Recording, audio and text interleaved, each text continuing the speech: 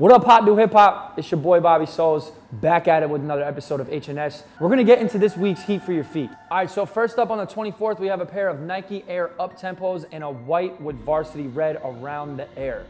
I'm a fan, it's a clean shoe. I actually use this shoe to play ball sometimes. It's a clean pickup. All right, y'all better wake up because we got the sleeper of the week coming at you right now with an Adidas BYW in a carbon colorway.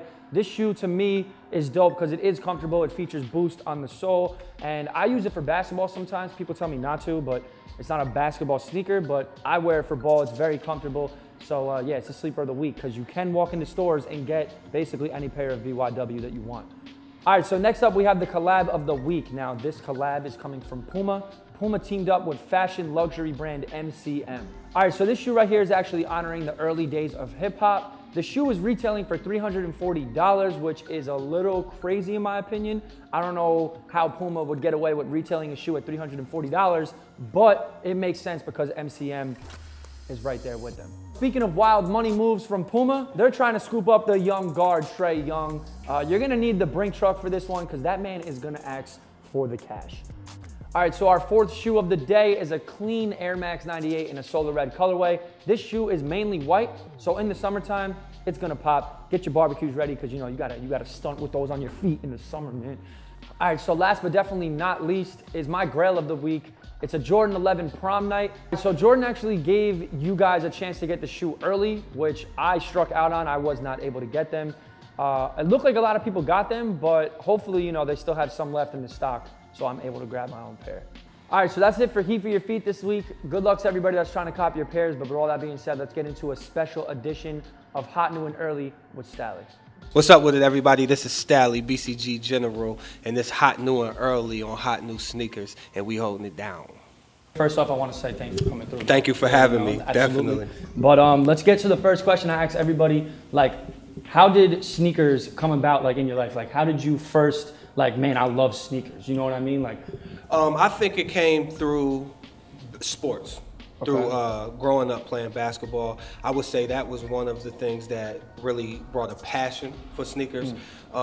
Just looking at sneakers differently as far as just the comfort and the styles or the materials that made up a sneaker. Because me growing up, I might have only been able to get 2 sneakers in a year, you know, so I know I need maybe one for school and one to have on the, you know, on the asphalt. So I needed something that was durable or whatever. So I really, and then another thing I would say is dope boys. You know, just being in my neighborhood and seeing dope boys pull up in the new Jordans all the time, or some Nike Cortez or whatever it was just like, that was the first thing you kind of like glanced at, or you that look was at a those conversation. Yeah, you know what I'm saying? As soon as when they stepping out, you just like, oh, he got the new, you know. I know. So yeah, I think those two things are basically kind of parallel to each other with just my love and passion for sneakers. Okay. You know, everybody got their couple favorite pairs or one favorite pair. What was your favorite pair growing up?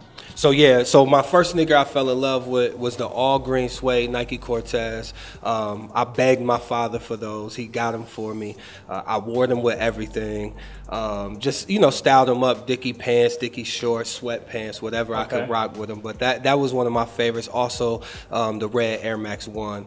Again, another shoe that you can kind of wear with sweats, shorts, everything. You know what I mean? So that was a big thing for me. I got into Jordans a little bit later. I was just gonna ask you, like, when did you get into Jordans? Because you know how Jordans is Jordans. Exactly. Yeah, Jordans has always been Jordans.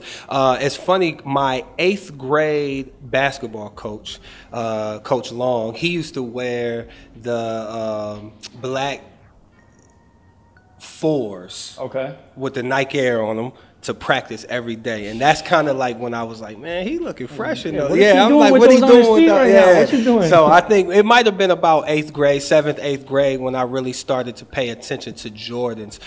Being from Cleveland, I didn't like Jordan.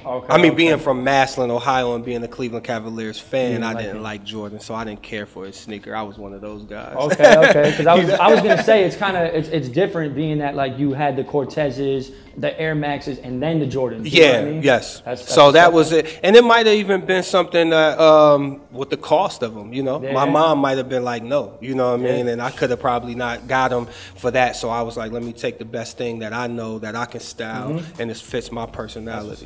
That's different. It's different.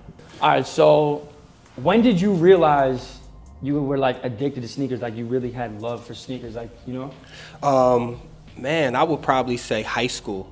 High school is when I really just felt like I would do anything to get the pair that I needed. You know what I mean? Yep, I'm cutting grass, I'm delivering papers, whatever I got the opportunity to do. And that's when I really realized. And also, you know, again, like I said earlier, I would have maybe 2 for the year. But when I started having 10, 15, 20 and just sitting and they stacking and I'm still like, I need more or I got to get this new pair. Like that's when I'm like, I got a problem. I'm still like that. Like I have hundreds that made over 1,000. Like I have a ton of sneakers and I'm still like, I need it, but I don't need it. You don't, because you're only wearing a certain amount, right or wrong? Right. I'm the same way. I have hundreds of How sneakers. many you wear? Maybe 5? Maybe 10 at most. 10, yep. That's it. Pretty much. Whatever by the door for me. Yeah, yeah. You know? Whatever you can grab and go. Whatever I can grab you. and go, that's what I put on. So. But all right. So you mentioned basketball, sports. Yeah. What was your sneaker that you were rocking on the court at that time? I wore the Chris Webber up-tempos. Oh, shit. I had those. I had the Crazy 8, Kobe Bryant. Yep. And when I fell in love with this sneaker, and it's going to be weird, and some people might look at me crazy, but the Adidas Pro model was one of my favorite on-court performance shoes. Like the comfort, the you know, the ankle support it had, like the durability. You know what I mean? That was probably like the basketball sneaker for me growing up. You know what I mean? That was something that I you don't always hear Adidas being the best. Right. Yeah, no, but that was like that's the one that kind of just I was like, man, I don't know, it did it for me. You ever see the ones you could change the colors? Yeah. With the, yes, exactly. That's what's so up. I had the white and black, and I think the all black and white, just simple, you know, classic. Kept it simple on the court. So we're still gonna talk ball. Yeah. You know what I mean? That's pretty big in your life, right? You still balling? Yeah, still I still play. But all right, so what, like we talked about the shoes you were rocking. Let's talk a little bit more about what you were really rocking, either at a young age or during, you know, high school or what it is. Yeah, I mean, in high school, like I said, it was the pro models. You know, AAU, we would get different, you know, the Jordan, the Team Jordan 1. You were getting, they were giving you those? Yeah, we were getting these, or, you know, we get somebody. Yeah. I don't want to get nobody in trouble, but, you know, we would get, you know, special treatment sometimes. But, yeah, so, again, we would try to take the, you know, we would finesse and try to get an extra pair. There's always a come up. Rock, you know what I'm saying? So you would make it do what it do, and just try to basically put it in your own style or rock it the way, you know, like me. I feel like I'm someone who I wear what I like strictly off of that. You know what I mean? It's never been hype about the hype. Yeah, it's never been hype with me. It's never been I gotta have it because people are lined up for it or everybody in school is talking about it. I'm only gonna get what I like and I'm gonna put it together. You know, Ghostface said something that was crazy back in the day. He was like, man, I feel like I can wear some Pro Wings or whatever, because when you got style, you can just make it look good, you know, and I feel the same way. So yeah, with high school basketball, growing up, you know, one of the highlights, I played against some, you know, good dudes, and I got a chance, my high school got a chance to play against St. Vincent St. Mary's when LeBron James was there. His 9th grade and sophomore year, and you know, he's special talent. What was it like playing, you played against LeBron? Yeah, well, yeah. Like your team was on the court? My team was on the court. We was on the court. What was that? What was that like playing with LeBron? Man, it was. You know, at the time we didn't know how he was going to be who he is now. Did you know at the time though, like, all right? Oh yeah, he was. You know, we knew he was going to be special. You know, my coach at the time was telling us before the game. I remember the JV was playing, and we were sitting up there just going over scouting reports or whatever. And he was telling us that basically he was special. You know, I think he said that he read an article where Bob Huggins at the time said that LeBron James, as a freshman in high school, could start on his college team at that time, and this is when they were #1 in the country with, I think, Kenyon Martin and Steve Logan and those guys, so he was, and I think DeMar Johnson and Kenny Satterfield maybe was there, but he was saying like Bron would start as a freshman in high school on the #1 team in the country. So you know, we kind of blew it off because my coach, like again, we played against Tony Stockman, who went to Clemson and ended up going to Ohio State, and Jawad Williams from North Carolina. You know, there was a lot of good talent in the state of Ohio at that time. So, you know, we would hear these stories about like these players. So we kind of like, oh, well, LeBron James, yeah, all right, he a freshman, he a kid, you know. So, but nah, when he stepped on the court, he was everything advertised. You know, he was special, natural, talent. And you definitely knew he had a bright future. Again, did we know that he was going to be the best player in the world? Probably not. You know, the greatest player in the world, you know, to ever play basketball? Probably not. But he's definitely, he definitely was that talent.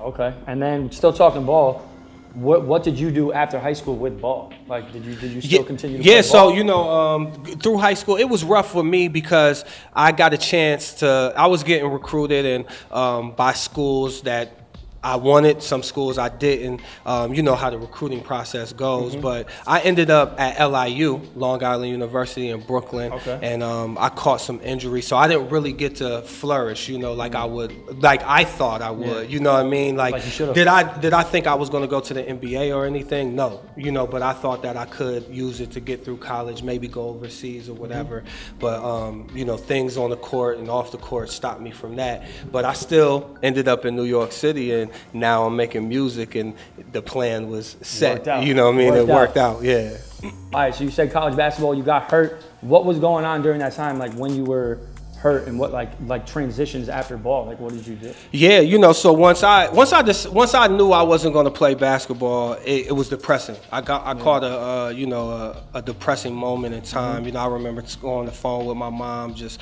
really depressed, and you know, trying to find my purpose and figure out what it was that I wanted to do.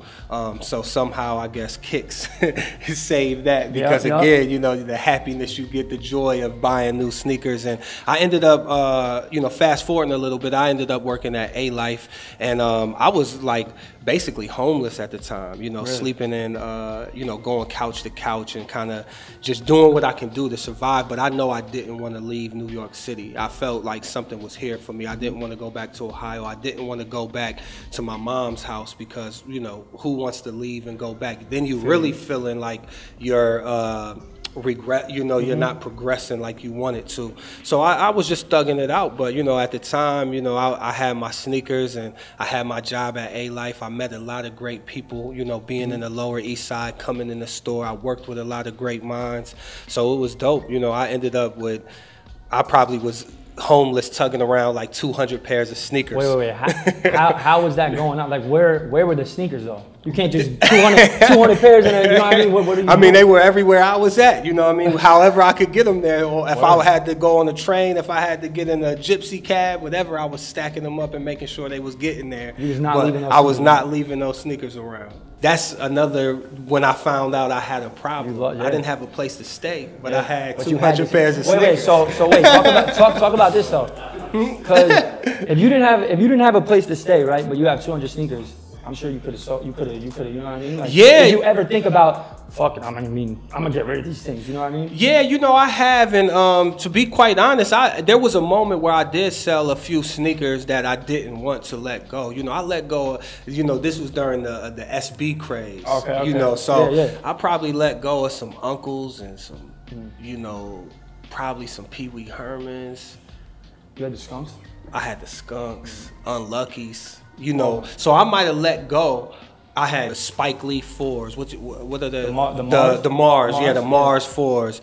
But those are some shoes that I had to get rid of at the time, just to survive. You know what I mean? Just to eat, whatever. But you know, I got it all back. Yeah. All right. So we talked about then. Yeah. Let's talk about right now. Right. You know what I mean? What do you think? I've seen it on Instagram. I've seen it on the internet. I've seen it all over. You know what I mean?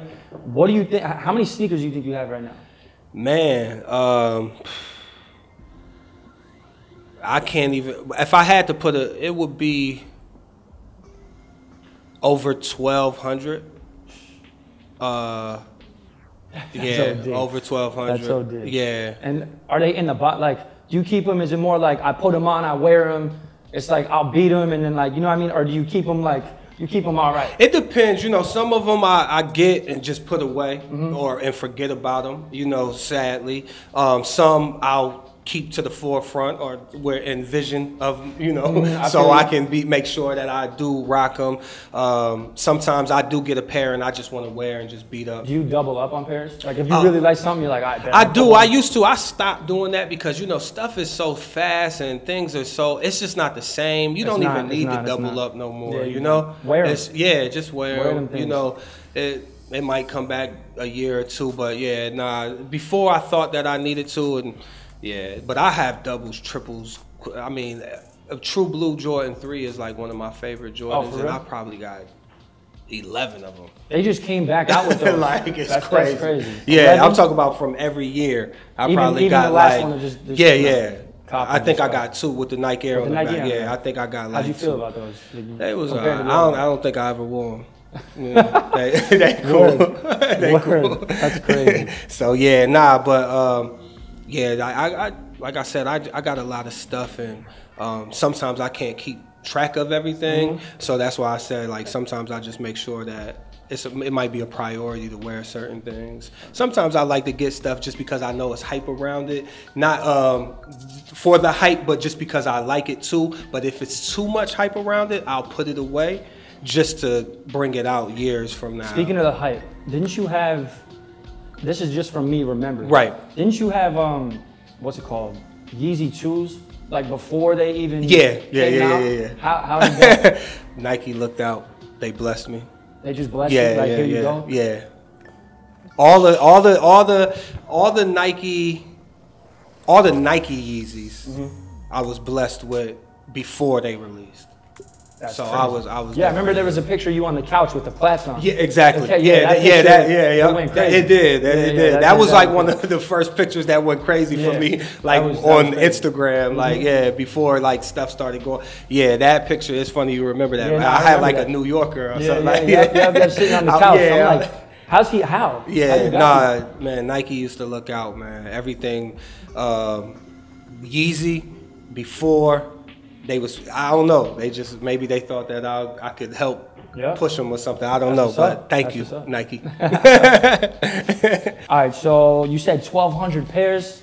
That's a little crazy. It is. It's kind of hard to narrow it all down. Right. But if you had to pick like maybe 3 or 4 pairs, what do you think is really like a staple in your collection that you love like that? A staple in my collection that I love?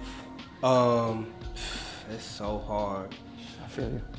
I would say Band Jordan 1s. Yes, sir. I got to say the True Blue Jordan 3 just because I just love that shoe. I just love that shoe.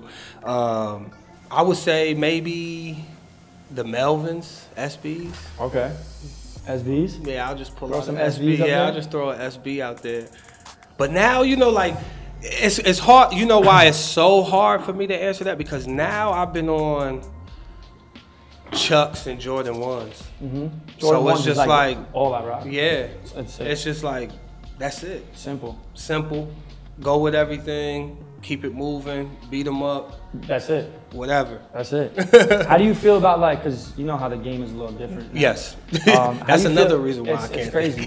How do you feel about like the hype now? Like, you know that like sneaker cons and all these events and like people are lining up for days for them. Like, how you like? Is that something you're a part of? Like, not obviously a part of. Right. But how do you feel about that? Man, I think it's really just hurt the culture. You know what I'm saying? Yeah. I think all the raffles and it's just like, I miss the days when, you know, people got excited about a sneaker for the sneaker and not to impress or for likes on Instagram or to get the money out of it. So you know, it's gotten real dry. I was just telling my fiance earlier, I was like, if I could, I would probably just wear all designer sneakers. Keep it a little different now. Just because it's in a different lane. And just to be like, no to all the stuff that's going on with the sneakers because it's just getting corny and just it's just dry. You see a change happening at all? Like you thinking, who's to say in like 2-3 years maybe? You think it'll come back to what it was, or you think it's just? No, I don't think it's gonna come. Yeah, I think it's over. I think it's over. I don't think it'll ever be the way it was, man. And you know, partially because it's not a lot of cool designs, and it's not a lot of you know, new sneakers that's coming. That's bringing. It's mostly off of the old hype, or you know, Yeezy is really the only one that's doing anything new that people are really getting excited about. Yeah, it's true. You know, it's cool things here and there that Nike is trying to do as well with, you know, like Sean Witherspoon and his, you know, Air Maxes and stuff like that, you know, but it's just not the same. Feel you. So what's the most amount of money that you've spent on a pair of shoes? It's crazy because I can't remember the exact number, but I spent a lot of money on the LeBron Arnold Palmers. Okay. The yellow ones. The yellow ones? Yeah, I was going to say they have different I ones. spent a lot of money on those, and I can't remember how much, but I did. I think that's the only sneaker that I ever bought, like, resale. Really? Yeah. Where'd you get them? I got them in D.C. I forget, there was a store that, like a consignment, like a Flight Club type of store, and I got them in there. They just happened to be in there. It's my size, one left. Yeah. Dude actually gave me a little discount, but it was still too much. But I feel you. it was still too much. But yeah. Who do you see yourself the biggest sneakerhead in rap? I would like to say yes. Okay. Yeah, I would like to say yes. Why? I really come from the culture. Like you know, I know people say that, but I really come from, like, I worked at A-Life, one of the best sneaker stores in the world, one of the forefathers, the people who started this. Facts.